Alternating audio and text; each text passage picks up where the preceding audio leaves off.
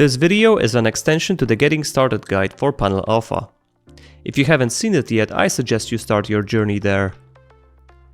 I'm in the wizard and I've chosen PanelAlpha engine as a server type. First, you need to prepare a separate server for the engine with 4 GB of RAM and Debian 12. Log into that server over SSH and run the commands as described in the pop-up that you can open by clicking on this big green button here called Install PanelAlpha Engine.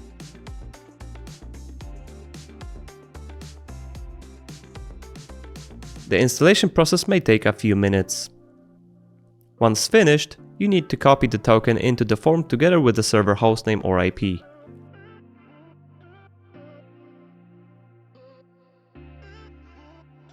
If the connection test has succeeded, you can now configure the plans. For now, the configuration is limited to the disk space, so it's pretty simple.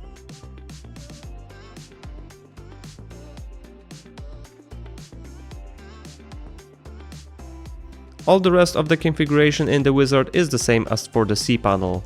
However, once you're finished, please do not forget to set up connection with email and DNS servers so the system can provide the full automation.